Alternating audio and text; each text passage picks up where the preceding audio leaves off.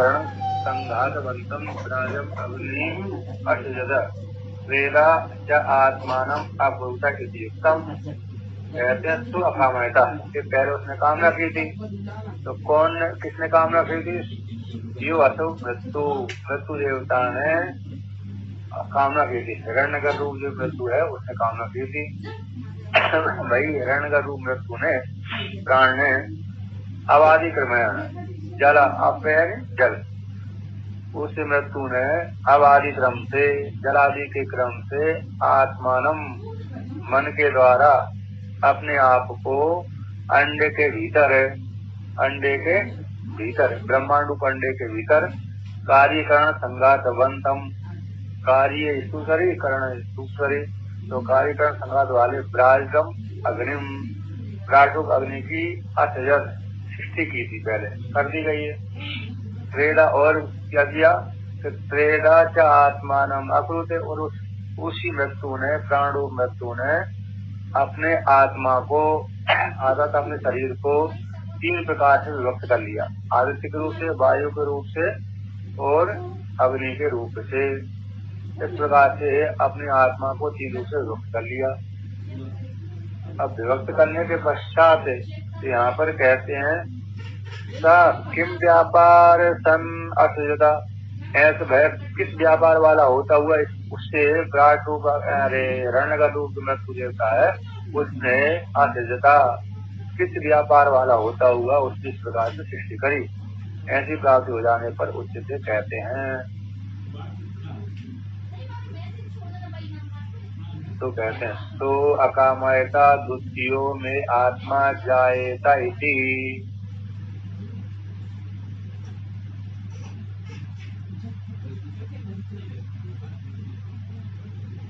सा मनसः वाचम मिथुनम समभवद,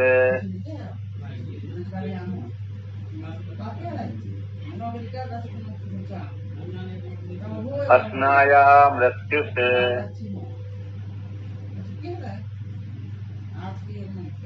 तद यद रेश आसीत,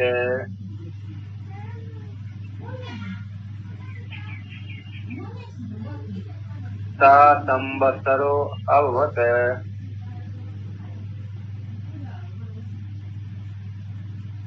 नः पुरः तथा संवत्सर आस,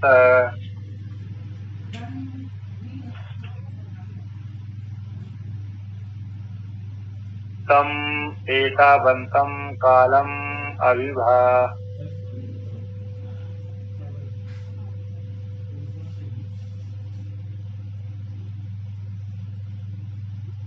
यावान संवत्सरस्य तम एतावतः कालस्य परस्तात् असृजत।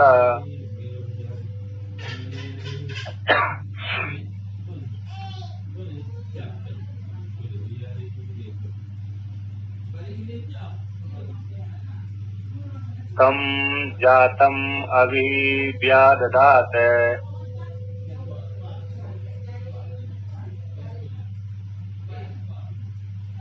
सा भाण करोत,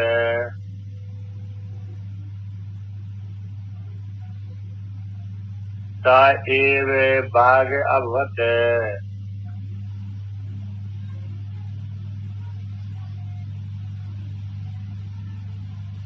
तो कहते हैं तो अकामयता उसने कामना की थी। कौन? मृत्यु प्राण ने, हिरण्यगर्भ ने कामना की कि द्वितीयों में आत्मा जायेता इति, अर्थात मेरे से भिन्न दूसरा मेरी आत्मा उत्पन्न हो जाए, अर्थात शरीर उत्पन्न हो जाए, मेरा कैसे द्वितीय शरीर हो जाए। वो शरीर हो जाए तो क्या हो जाए? अभी तक उसके पास मृत्यु शरीर नहीं था, तो द्वितीय शरीर हो जाए, तो द्वितीय हो जाने से वे शरीर वाला हो जाएगा। जब इस प्रकार से उसने कामना की, तो कामना करने के पश्चात प्रक्रिया क्या किया उसने? इति मनसा वाचम मिथुनम असंभवत,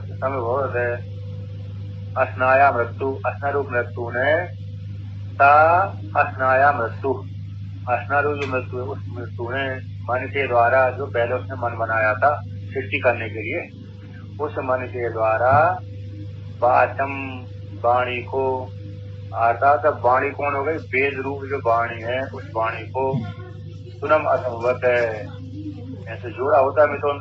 तो यहाँ पर मिथुन क्या अर्थ हो गया? कहते आलोचन, विचार है, आलोड़न, आलोचन है ना, आलोक के अलग आलोचन उसने किया।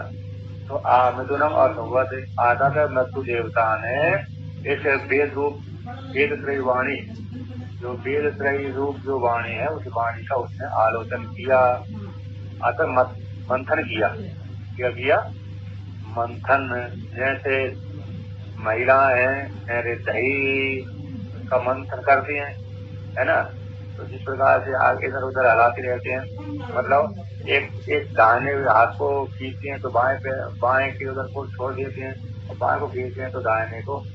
उसी प्रकार से ने ऐसा वेद त्रयी यानी चारों वेदों का मंथन किया। तो मंथन करने से तो उसका सार निकला। तो मन के द्वारा उसने वेद रूप चारों वाणी को क्या किया? मिथुन किया। तो मिथुन करने से क्या हो गया? अतः विचार किया। तो विचार करने से क्या हो गया? रेत आसीत, उस मृत्यु देवता ने जो मिथुन किया था, वेद वाणी का विचार किया था, है ना, तो कहते हैं भय, तद भय यतिन है जो रेत आसीत, जो रेत है अर्थात ज्ञान कर्म कर्म समुचित उपासना रूप जो रेत बीज है, रेत यानी बीज है। तो बीज यहाँ पर कौन सा है? कर्म ज्ञान है यानी उपासना है, कर्म है, और उन कर्म और उपासना की भावना ही यहाँ पर बीज है, रेत है। ऐसा जो रेत था तब अर्थात इस हिरण्यगर्भ ने जो आगे उत्पन्न होगा अरे जो मृत्यु देवता है, मतलब आगे संवत्सर जो उत्पन्न होगा उसके पूर्व के जन्मांतरों के उसने कर्म देख लिए, और स्वयं के भी उसने मृत्यु देवता ने अपने पूर्व के जन्मांतरों के कर्म देख लिए कि आदत मैंने इस प्रकार से कर्म किया था। पहले मैं यजमान के रूप में था, तो यजमान के रूप में होने के कारण मैंने ऐसे ज्ञान किया यानी उपासना करी, कर्म कांड किया, कर्म समुचित उपासना करी, जिससे मेरे को हिरण्यगर्भ पद की प्राप्ति हो गई। उसी प्रकार से उससे आगे के जो प्रजापति संवत्सर होगा उसके भी ज्ञान कर्म उपासना को, कर्म समुचित उपासना को उसने विचार कर लिया था। तो कहते हैं सर यद रेत आसीत, जो रेत है यानी ज्ञान कर्म और भावना का त्रय रूप जो बीज रूप रेत है, सा संवत्सर अभवत है, वही जो रेत रूप बीज है वह संवत्सर अभवत, संवत्सर उत्पन्न हो, संवत्सर के रूप में उत्पन्न हुआ। उसने पहले विचार किया, विचार करने के पश्चात भाई गर्भ वाला हो गया। कौन हो गया? हिरण्यगर्भ, मृत्यु देवता यानी गर्भ अंतर्भावित गर्भ वाला हो गया।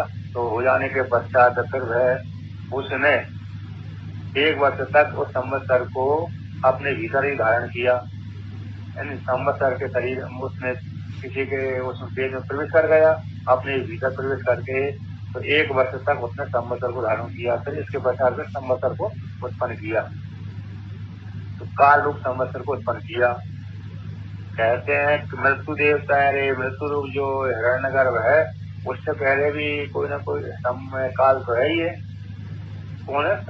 काल तो है ही है कि ना, इसके पहले कोई संवत्सर नहीं था कि जो उत्पन्न हुआ है रेत के माध्यम से जो संवत्सर उत्पन्न हुआ, इससे उस संवत्सर से पहले कोई दूसरा संवत्सर नहीं था।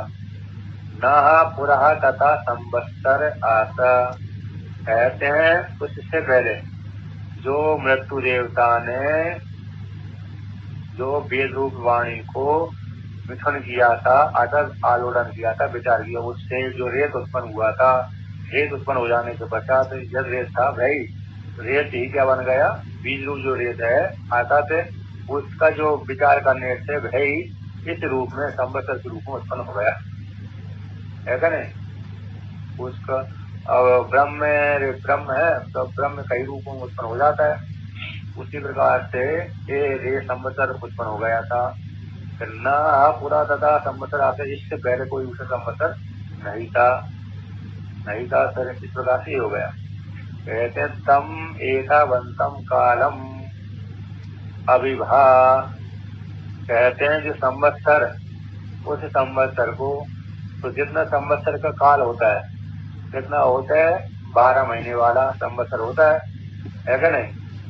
तो 12 महीने वाले जो संवत्सर उतने काल तक है, अर्थात 1 वर्ष तक उस संवत्सर को क्या किया, जो संवत्सर उत्पन्न हुआ है रेत के द्वारा, संवत्सर उत्पन्न हुआ है, उसी संवत्सर को मृत्यु देवता ने 1 वर्ष तक क्या किया, अभिभा, अभिभा, तो भी वर्ण्य धातु है, तो भी वर्ण्य धातु कैसे धारण करने अर्थ में, तो कहते हैं 1 वर्ष तक उसने इस संवत्सर को धारण अपने भीतर गर्भ के रूप में धारण किया।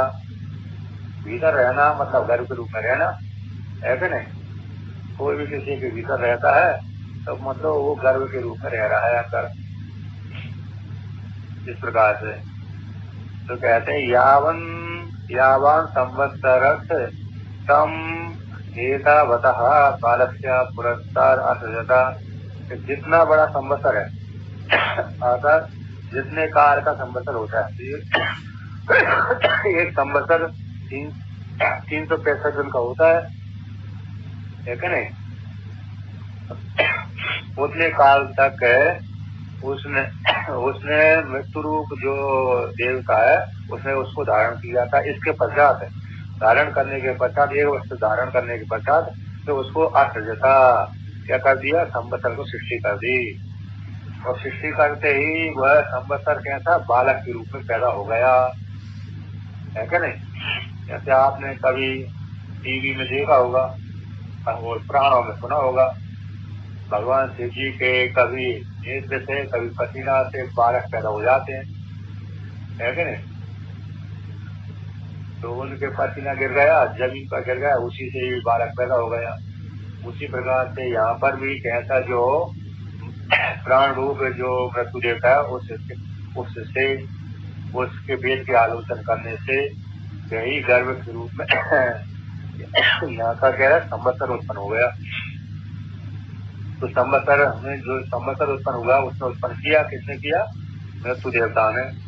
तो जो संवत्सर है ऐसे कुमार के रूप में पैदा हुआ, किसने, बालक के रूप में पैदा हुआ।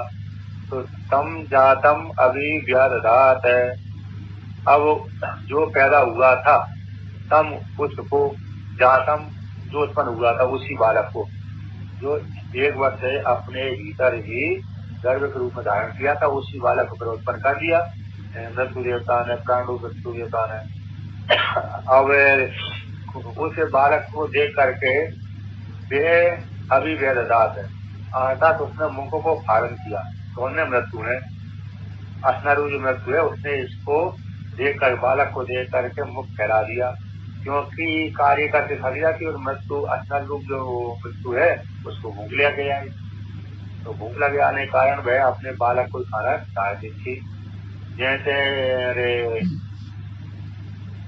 सर्पणी, तो सर्पणी अपने अंडे को खा जाती है, नहीं बहुत से अंडे खा जाती है, बहुत से अंडे में से भाग जाते हैं तो सर्प बन जाते हैं। तो मछली अपने संतान को पैदा करके अपनी संतान को खा जाती है। मछली है, सर्पणी है, ये पैदा करने के पश्चात उसी संतान को ही खा जाती है, खाते ना।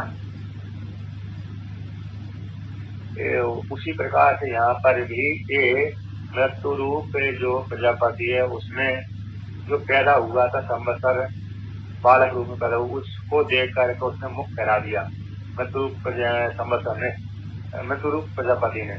तो बालक ने देखा कि ये तो मुख फैला रहा, मेरी तरफ ही ला रहा है, मेरे तरफ ही मुख फैला करके आ रहा है।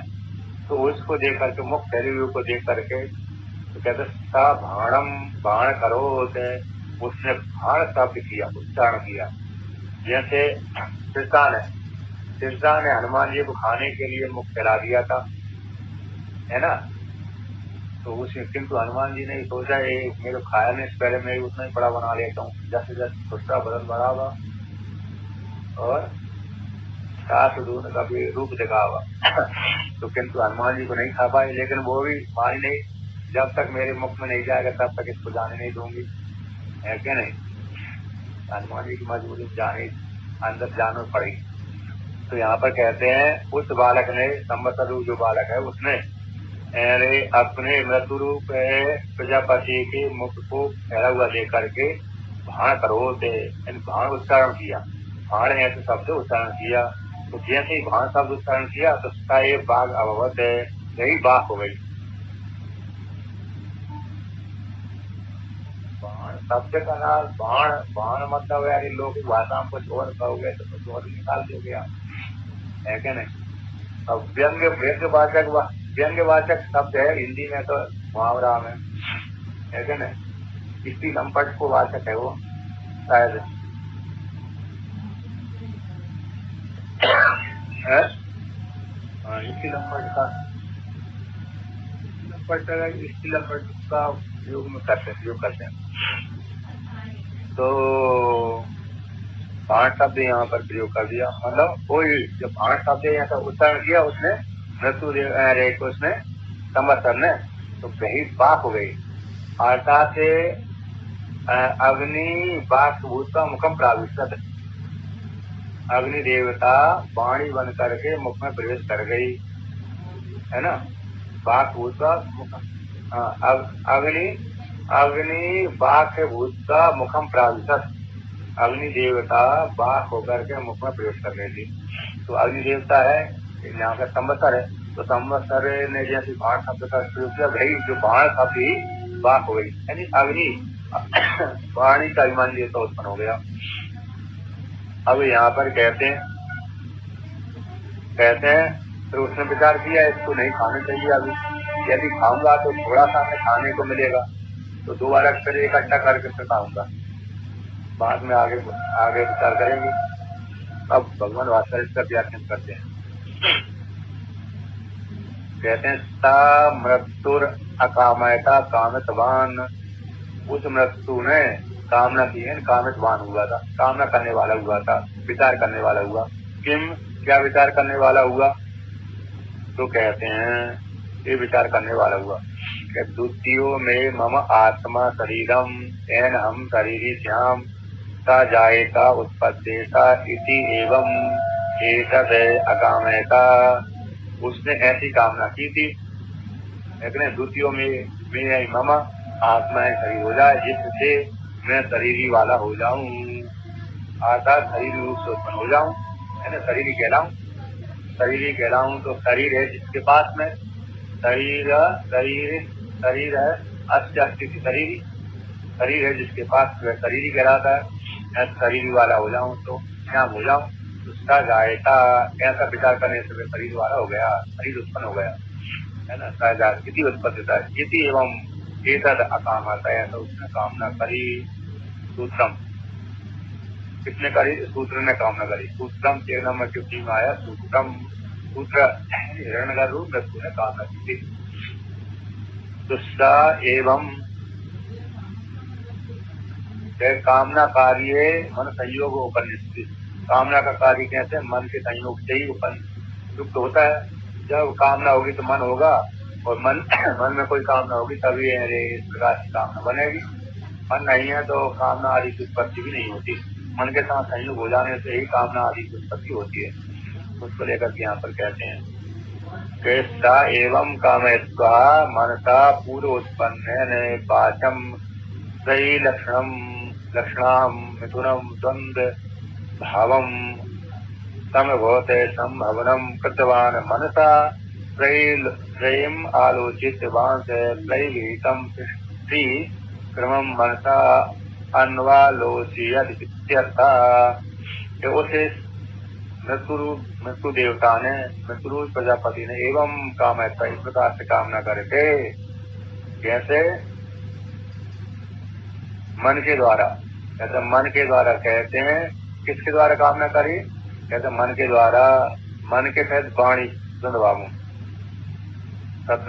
मन के द्वारा पूर्व उत्पन्न, कहते मन के द्वारा, ये पूर्व उत्पन्न, इस पहले उत्पन्न कर दिया मन ने, तन मना गुरु था, ऐसा वाक्य आया था, उसने मन को उत्पन्न किया, मन वाला हो जाऊं, तो मन वाला कामना करने तो मन वाला हो गया था। तो पूर्व उत्पन्न, कोई पहले उत्पन्न हुआ है, उस मन के द्वारा वाचम और सही लक्षणा, त्रय लक्षणा वाली जो वाणी है, यानी वेदोक्त सृष्टि क्रमम 2 नंबर टिप्पणी में पहले इससे इस कल्प से पहले के कल्पों में किस प्रकार सृष्टि होती थी और वेद में किस प्रकार सृष्टि प्रक्रिया है, ऐसी उस वाणी को, तो त्रय लक्षण वाली वेद वाणी को हम विचार किया। कहते हैं मिथुन में द्वंद्व भावम, द्वंद्व भाव में द्वंद्व भावच्च अत्र आध्यात्म प्रकरण है। कहते द्वंद्व भाव कौन सा, यहाँ पर अध्यात्म प्रकरण होने कारण ये आलोचन आलोच्य आलोचक भाव है, दोनों का संबंध जान लेना चाहिए, विषय विषयी भाव भी जान लेना चाहिए। ना तो स्त्री पुरुष से स्त्री और पुरुष का जो संयोग होता है, मिथुन होता है, वो मिथुन को यहाँ पर नहीं लेना चाहिए। तो व्यतिकर है वो उसका प्रसंग न होने से यहाँ पर आलोच्य ही वेदोक्त सिद्धिक्रम है। और कहते हैं आलोच्य वेदोक्त सिद्धिक्रम है और आलोचक कौन है, मन शब्द से अंतकरण, आलोचन करने वाला मन, और आलोच्य किसकी हो रही है, वेद की सृष्टि क्रम की आलोच हो रही है, तो आलोचन करने के योग्य है, और आलोचन करने वाला कौन है, मन। मन के द्वारा वेदों सृष्टि का आलोचन किया जा रहा है। इस प्रकार से द्वंद्व का भाव हो गया। वाणी यानी वेद रूप वाणी और मन विचार, इसके माध्यम से द्वंद्व भाव हो गया। तो द्वंद्व भाव में समभवत है, इन संभवनम कृतवान एकत्रित हो गए। वेद रूप वाणी के साथ मन को जोड़ लिया, यानी मनसा त्रयी आलोचितम, आलोचित भांत मन के द्वारा त्रयी को, ऋग्वेद यजुर्वेद सामवेद अथर्वेद, अथर्वेद उसी में अंतर्भूत हो गया। कभी कभी चारों वेद का स्वतंत्र वर्णन कर देते हैं, तो कभी कभी त्रयी वेद से चारों वेद आ जाते हैं। अथर्वेद का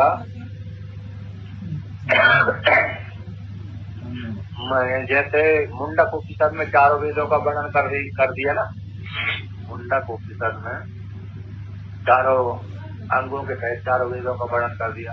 तो बहुत जगह चारों वेदों का स्पष्ट रूप से अलग अलग वर्णन कर देते हैं, और बहुत जगह तीन वेद शब्द कह देते हैं, जो कि 3 वेद का अर्थ होता है, एक गीति प्रधान, एक नियत पादक्षर वाला, एक अनियत पादक्षर वाला, एक गीति प्रधान वाला। ये 3 वेद के लक्षण है। नियत पादक्षर वाला ऋक, अनियत पादक्षर वाला यजु, और गीति प्रधान साम। अब अथर्वेद का लक्षण नहीं बनाया है ना, और गीति प्रधान है, गीति प्रधान में अंतर्भूत हो जाता है, कभी नियत पादक्षर में अंतर्भूत हो जाता है, कभी अनियत पादक्षर में भी अंतर्भूत हो जाता है। इसलिए इन तीनों में अंतर्भूत हो जाने से वो 3 के अंतर्गत ही जाता है। तो 3 ही वेद है। नियत पादक्षर वाला एक वेद ऋक है, अनियत पादक्षर वाला दूसरा यजुर्वेद, और गीति प्रधान साम। ठीक है ना, ये लक्षण आए। तो ये तीनों को ही तो तीनों वेदों में जो सृष्टि प्रक्रिया वर्णन किया उसका आलोचन किया था। इन तीनों वेदों में सृष्टि क्रम को कहते हैं। तीनों वेदों में प्रतिपाद सृष्टि क्रम को मन के द्वारा आलोचित, मन के द्वारा उसको आलोचन किया था। यहाँ पर कहते हैं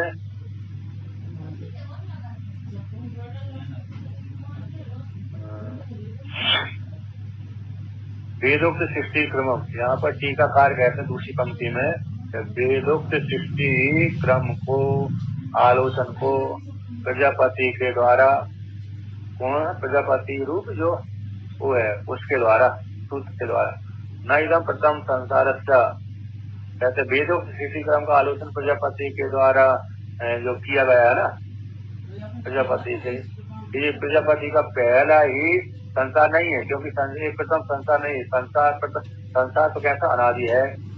इस कल्प में इस प्रकार से उसने प्रक्रिया कर लिया। पूर्व इससे पहले भी इस कल्प में विचार करने से पहले कि पूर्व कल्पों में उसने सृष्टि प्रक्रिया की थी, दूसरे हिरण्यगर्भ ने, दूसरे प्रजापति ने। ठीक है ना, तो सृष्टि प्रक्रिया पहले से ही आ रही है, वेद में वर्णन की गई है। तो एक ही उस जैसी उसने कल्पना करी, किस व्यक्ति का कौन से कर्म में कहाँ पर क्या है, इस प्रकार से उसने पूर्व की जो सृष्टि प्रक्रिया का ध्यान दिया। वेद में किस प्रकार से सृष्टि प्रक्रिया का वर्णन किया गया है, उसी को ही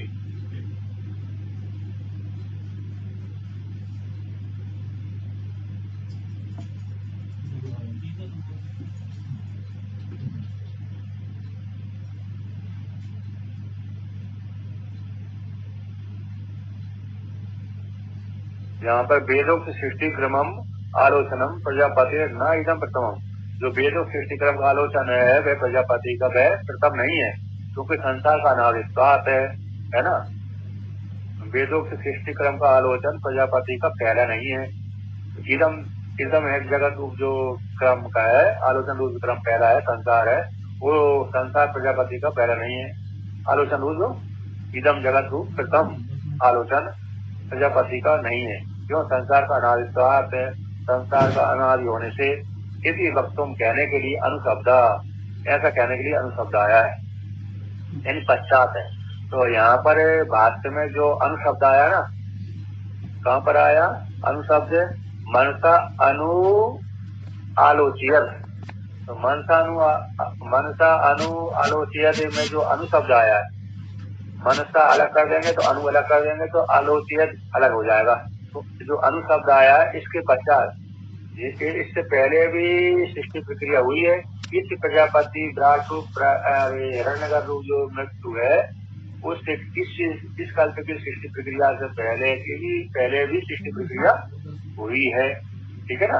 तो पूर्व कल्पों में हुई है, इससे पहले इस प्रकार से जो प्रथम जो एक प्रजापति ने मृत्यु प्रजापति ने इस क्रम में इस काल में जो सृष्टि प्रक्रिया की कल्पना करी है वह पहला उसका नहीं है ना। उसका प्रथम ही अखिल संसार नहीं, बल्कि इससे पहले भी कई बार हिरण्यगर उत्पन्न हो चुके हैं और मुक्त हो गए, तो उन्होंने सृष्टि प्रक्रिया करी थी संसार का अनादि होने से। अनादि और अनंत है, और जिसको ज्ञान हो गया उसके लिए अंत हो जाता है, और जिसको ज्ञान नहीं होता है उसके लिए संसार अनंत बना ही देता है। तब आगे कहते हैं कि को असौ अस्नाया लक्षितो मृत्यु। तो कौन है जो अस्ना के द्वारा लक्षित मृत्यु है? कौन है? अस्नाया मृत्यु इसी उत्तम, अस्ना ही मृत्यु है, ऐसा पहले वर्णन कर दिया है। तम एव परामृत्यति, उसी को यहाँ पर परामर्शन किया गया। अन्यत्र प्रसंगो भूत, अन्यत्र ने विराट रूप अग्नि में प्रसंग न चला जाए, इसलिए उसी का ही परामर्शन किया गया है।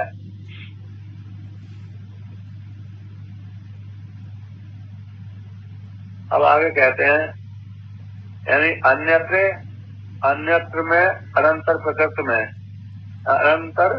में विराट आत्मा में प्रसंग न चला है, इसलिए उसी को ही परामर्शन किया है। मृत्यु देवता है, उसी मृत्यु देवता का ही प्रसंग है।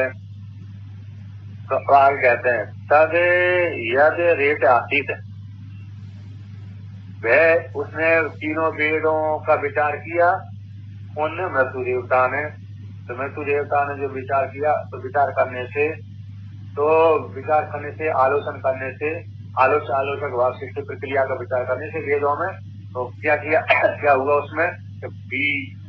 तो कहते यह रेत आती, जो रेत था यानी बीज था, अर्थात उसने पूर्व जन्मों में जो उपासना आदि करी थी, ज्ञान कर्म का समुचय, उपासना कर्म का कर्म समुचित उपासना जो की थी, उसका जो ज्ञान हुआ था, तो पूरा हो सकता है ज्ञान के लिए साधना नहीं करी थी, अथवा ज्ञान भी हो गया होगा, तो किंतु ज्ञान हो जाने के पश्चात ही हिरण्यगर्भ को फिर वो अगला जन्म प्राप्त हो जाता है। क्यों? क्योंकि सबसे पहले उसने वो किया था, क्या किया था? पहले कामना हिरण्यगर्भ बनने की कामना लेकर के साधना करी थी, है कि नहीं? तो साधना करने के पश्चात तो भगवान पहले फिर उसको वही फल देते हैं और ज्ञान भी फिर करा देते हैं, दोनों प्रकार से। अच्छा, हिरण्यगर्भ उत्पन्न होते ही हिरण्यगर्भ जिस काल में उत्पन्न हुआ उसी काल में ज्ञान भी हो जाता है, दोनों प्रकार से होता है। हिरण्यगर्भ उत्पन्न होते ही ज्ञान हो जाता है, और विराट जो है ना, वो भी उत्पन्न होती है, उसको ज्ञान कहलाता है। वो अज्ञानी नहीं, थोड़ी देर के लिए शायद विराट अज्ञानी रूप से स्वीकार करते हैं, कहीं आता है। तो कहते हैं द्वितीय वही भयम भवती, ऐसा आया था, द्वितीय में भय होता है। तो शायद विराट के विषय में आता है, क्या हिरण्यगर्भ के विषय में आता है, किसी श्रुति में आएगी आगे लगभग, तो वहां पर देखा जाएगा। तो थोड़े में विचार करने पर कैसे हो जाता है, उसको ज्ञान हो जाता है। तो आगे कहते हैं तद यद रेत आसी, जो रेत है, तत्र मिथुने यद रेता कहते मिथुन में 5 नंबर है मन के द्वारा कई आलोचनिक सती, यानी मन के द्वारा तीनों वेदों का जो आलोचन किया, ऐसे आलोचन करने पर यद रेत आखिर जो रेत था, अतः प्रथम शरीर प्रजापति, प्रथम शरीर जो प्रजापति की उत्पत्ति में, तो वहाँ पर प्रथम शरीरी प्रजापति से उत्पत्ति में ऐसा है, पंचमी का अर्थ किया है, लेकिन प्रथम शरीरी शरीर प्रजापतेर उत्पत्तौ कारणम हेतु बीजम ज्ञान कर्म रूपम त्रयी आलोचनायाम यद दृष्टवान आसीत जन्मांतर कृतम। कहते हैं मिथुन करने पर, तीनों वेदों का विचार करने पर जो रेत उत्पन्न हुआ था, रेत था, इन प्रथम शरीरी प्रजापति की उत्पत्ति में जो कारण भूत बीज था, रेत था, वह रेत कौन है? बीज हो गया। और बीज कौन है? ये कौन है? ज्ञान कर्म रूपम। बीज रेत यानी बीज, बीज यानी कौन है? वो ज्ञान कर्म रूपम। तो ज्ञान कर्म रूपम का 6 नंबर टिप्पणी में दिया है, कौन सा दिया गया? ज्ञानम यानी उपासनम, और कर्म यानी उपासना के तहत कर्म यानी कर्म समुचित उपासना। तो ज्ञान उपासना एक हो गई, कर्म हो गया दूसरा। तो त्रय कैसे आ गया? कहते दोनों की भावना, दोनों का संस्कार, ज्ञान उपासना का संस्कार और कर्म का संस्कार, और इन कर्मों से मेरे को फल की प्राप्ति पड़ेगी, इस उपासना से मेरे को फल की प्राप्ति होगी, ये दोनों की भावना, इन तीनों को मिलाकर के कह दिया ये त्रयी आत्मकम, तीन स्वरूपात्मक। तो ज्ञान कर्म में त्रयी आलोचना, ज्ञान कर्म जो ज्ञान कर्म और भावना की त्रयी का आलोचन किए जाने पर, तीनों वेदों का आलोचन किए जाने पर, यह दृष्टवान जो उसने देखा था, वेदों के आलोचन करने में जो उसने देखा था, देखने के पश्चात क्या हो गया? कहते हैं किस प्रकार से उसने कहाँ देखा था, किस प्रकार से ज्ञान कर्म में उसके पास में आ गए? कहते हैं जन्मांतर कृतम, वो जो जिस काल में भय मृत्यु देवता था, इस कल्प में तो मृत्यु देवता है, किंतु इस कल्प में, इस सृष्टि में मृत्यु देवता है। इस सृष्टि से पहले की सृष्टि में साधक था। कैसा था? साधक है। तो साधक अवस्था में था उस काल में, उसके कर्म भी थे और उपासना भी थी, किंतु उसको इच्छा हो गई कि मैं हिरण्यगर्भ बनूं, हिरण्यगर्भ बन करके सारी सृष्टि प्रक्रिया करूं। ठीक है ना? बहुत से व्यक्ति कहते ना, मेरे को मुख्यमंत्री बने में, तो मैं सारी व्यवस्था अच्छी करूं। कोई कहते प्रधानमंत्री मेरे को बना दिए तो मैं अच्छी व्यवस्था करूं। बोलते नहीं बोलते? उसी प्रकार से और एक इधर तो घोटाला हो जाता है, कुछ उधर घोटाला नहीं होता है क्या नहीं? इधर मुख्यमंत्री और प्रधानमंत्री बन के घोटालाचार हो जाते हैं, उधर नहीं होता है। तो आगे कहते हैं उसी प्रकार से कहते हैं पूर्व के दृष्टवान जो देखा था, आशीष था, जो था रेत था, रेत कौन था? बीज, ज्ञान कर्म और भावना रूप बीज था। किसका कब था? कि जन्मांतर कृतम, पूर्व जन्मों में। 7 नंबर टिप्पणी में लिखा है जन्मांतर कृतम थी पूर्व कल्पे, पूर्व कल्प में यजमान अवस्था यानी अजितम, यजमान अवस्था में था जब साधक उस कल्प में उसने अर्जन किया था। क्या किया था? अर्जितम, आता से कर्म का अर्जन किया था और उपासना का अर्जन किया था। फिर इसके अंतर कल्प आदि में भी फल अवस्था वाला, अब कल्प के आदि में, कल्प अनंतर कल्प के आदि में फल अवस्था रूप वाला हो गया, अगर फल रूप में उपरात हो गया, जो उपासना करी थी ना वो फली हो गई। कल्प के आदि में उसी की उत्पत्ति हुई सबसे पहले, तो तत्व उसी का आविर्भूत है। क्या हो गया? आविर्भूत हो गया। यानी ज्ञान आदि स्वयं जैसे ही वो उत्पन्न हुआ, उसके तीनों कर्म में उपासना और उसकी भावना ये तीन है, ये उसको अपने मन में आविर्भूत हो गए, उसको मालूम पड़ गया।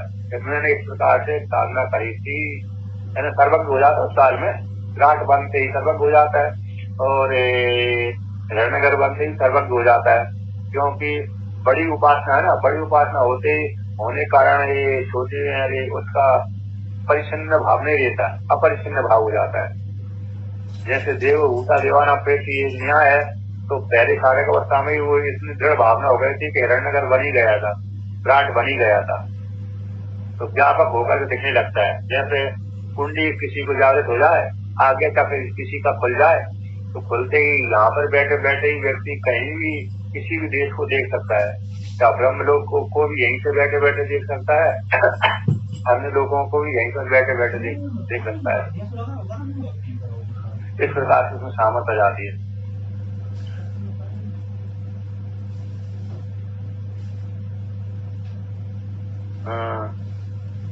यहाँ पर टीकाकार कहते हैं कि ननु प्रजापति का न ज्ञान कर्म व संभव थी, प्रजापति के ज्ञान कर्म संभव है नहीं है, तो तत्र क्यों अधिकार